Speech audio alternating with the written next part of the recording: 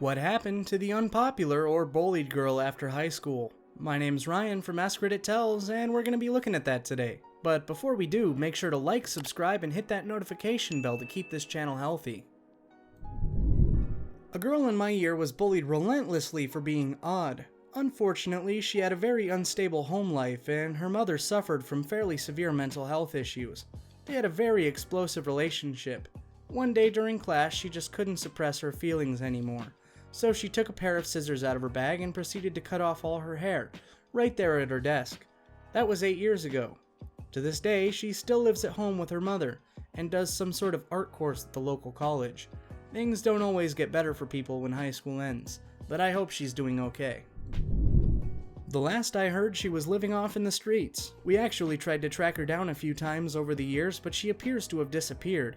I truly hope she's doing better now. She was a really sweet girl. Other a-hole kids would bully her for weight, not realizing she came from an abusive foster home. Foster kids are disproportionately represented for my psych ward on a large margin, an incredibly under-reserved community that's indivisible to most people. The amount of abuse, sexual or otherwise, is chilling. Many foster parents just like the government check. I want to have a couple kids the old-fashioned way, but I'd love to be a foster parent too. I also meet a lot of wonderful ones with kids they can't control. Fetal drug exposure and genetic mental illness are much more common in this population. For obvious reasons, good foster parents are saints. She married a lovely, caring man. She worked for a number of years as a computer programmer. They traveled the world, bought a house, had a child who's now a wonderful young man. She's now a published author. I'm so glad we became friends in junior high. She inspires me. She got pregnant and now has 4 kids and 2 divorces at the age of 26. And this ain't a joke. I know this person. She loved animals so much, like furry level, except furries weren't a thing back then. She raises and trains bald eagles now and is a complete total badass. She was bullied because she always smelled awful, had dirty clothes and greasy hair, and every time head lice was spread at the school, everyone would accuse her of being the culprit. She dropped out and got married, got pregnant, but got harassed online for being a teen mom. Then everyone found out the reason she was always so dirty is because her mother was in prison for child abuse. She didn't know who her dad was, and her aunt, who had sole custody, made her sleep on the floor with 14 dogs and didn't let her shower. People felt really bad and tried to reach out, but she told them all to F right off. She's really happy with her new family and looks like she's been the best mom. Got a job, supportive husband, and house of their own. It's sad she couldn't continue with her education because she was so incredibly smart. We went to a really prestigious school, and she outperformed everyone but ended up leaving without any qualifications. She lost a lot of weight, stopped dressing emo, and became very attractive. She's got a good sense of humor and pokes fun at herself posting old pictures on Facebook for fun. One committed suicide later in her 20s. I think that had more to do with her screwed up family than the bullying. The other is an amazing pharmaceutical scientist. I'm Facebook friends with her. She's still quirky, odd, and not outwardly attractive, but she is happy and living her best life. Never married though. Has been in a very long serious relationship and not sure why that ended. Continues to be very happy though. I'm fine, outwardly, married to a wonderful man with 2 brilliant, beautiful children. Career I can work on in placeholder fashion while 3 kids are young but great potential for future developments. Internally, I'm riddled with self-doubt, anxiety, and depression. Always trying to please people. Surprised that people seem to like me, and then anytime I see people talking in low tones to each other, my knee-jerk reaction is to think they're talking smack about me. I'm 37. Bullying leaves deep, deep scars. I was the unpopular girl. Never really fit in. Had a rep for being weird, but got good grades. Never really understood what made me weird, until college got difficult. Eventually went to get checked out because it seemed like my brain was always a bit off. Got diagnosed with autism, age 21, and it explains a lot. It was just harder to see because of my gender. ASD is underdiagnosed in girls, and because I was an overachiever at school, the cost of having little ability to make friends and lots of ability to alienate everyone in school I'd been to. Girls, if you think something's up, get checked out. If I'd been diagnosed earlier, I might have helped people understand I wasn't just a batty old weirdo, and maybe my schools would have helped me. Heck, my parents might have understood me better, and not just told me to get over it. It also helps a lot knowing it's not your fault. It just made me a happier person. Edit. I still have mental health issues stemming from inability to cope with social issues, and diagnosis isn't a cure-all, nor is it an excuse to do anything bad. It's just a means of understanding what's wrong and leads to support and better management of conditions. That was me. Yay! Having a very sick mom with basically no income and messed up teeth meant I got bullied all the time. I struggled with suicidal thoughts/attempts, went to therapy, and figured out that I needed to get the F away from that area to sort myself out. I went off very far away to college, graduated with my feet on the ground, found a job, and got them all good and married at a most amazing guy. Oddly, my crush throughout school from back home.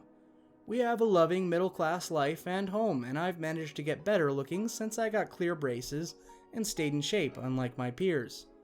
All I had to do was leave to realize that their little hate bubble was all they'd ever have.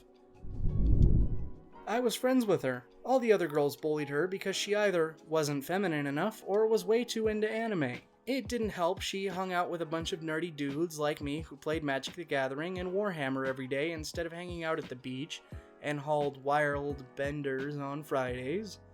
She found herself the victim of racism by her fellow Asian students because she came from Vietnam, and was commonly insulted for it just because she was really into Japanese culture. Not just anime, but the media, music, fashion, etc. She was super conscious about her teeth because she came from a poor family, divorced, raised primarily by an alcoholic mother who would soon develop severe mental problems. I mean, I love her mother a lot, she's really sweet, but she didn't really act responsibly with her children, resulting in them having to really screwed up teeth with no money to fix it. She landed herself a serious boyfriend near the end of high school, a guy a few years older than her. Seeing her home situation, he decided to be her savior, and got her a job at the game store next to his job. He moved out and got a cheap studio apartment where they could just live a normal life, where they didn't have to put up the drama and stress of their families. Turns out they got too cozy with one another and she got pregnant. She had to quit her job and become a full-time mom. Was actually really good at it. The guy made an attempt to realize the kids, but it turns out the guy couldn't see himself living the rest of his life with this girl or being a father. He still wanted a college education, a major career path, and a more solitary life. He cheated on her while she was pregnant, but she thought it was just something that happens and he'll be more loyal once the child was born. So she didn't murder him for it. Nope, the cheating only got worse, to the point that he ended up cheating on the girl he was cheating on her with. Yeah, he was quite a piece of work. He suddenly disappeared shortly after their daughter turned 2. The overwhelming response wasn't one of anger or fear or apprehension. It was relief. Having him gone actually made her life more easy. And without him there, she got a lot of help and sympathy from her family. She moved back in with her mom, taking her daughter with her, and moved back into the house too. For a little bit, just to help ensure the kid had food, supplies, and regular doctor visits. One of her old friends from high school reconnected. Turns out he was in a serious relationship with one of the girls who bullied her. The years were kind to the mentality, and without the high school environment polluting their perceptions, they ended up all becoming good friends with one another. Through them, she found herself getting invited to gatherings and by these women who had previously antagonized her. And when they found out she had a kid with a deadbeat dad who disappeared and doesn't pay a dime for child support, they were more than enthusiastic to help however they could. 10 years later, she's found herself a new man, a good man, and he was so enchanted by her that in a crazy lapse of impulsive judgment, put a ring on her hand without a second guess. They were going to move out, but opted to stay to care for mom as her mental state worsened. And her daughter's all grown up now. Blows my mind she's the same age as when I first met her mom. Looks just like her mom did at that age. A direct clone and hasn't had a damn bit of her father at all. Everyone my age is wrangling toddlers and attending Daniel Tiger-themed birthday parties. Meanwhile, my friend's kid joins us for Magic the Gathering, late-night arcade ventures, and anime screening.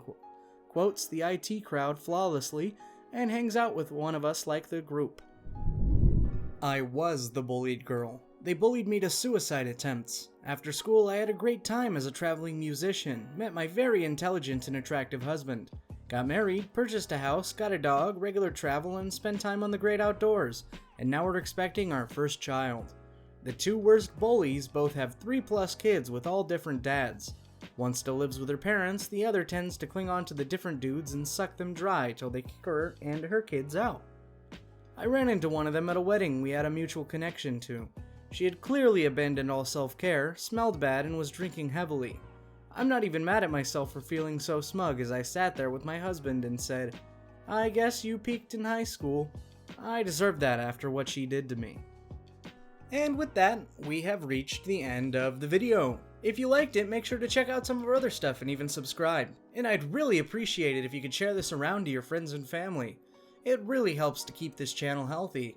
As always, my name's Ryan from Askreddit Tells, and I look forward to seeing you in the next video.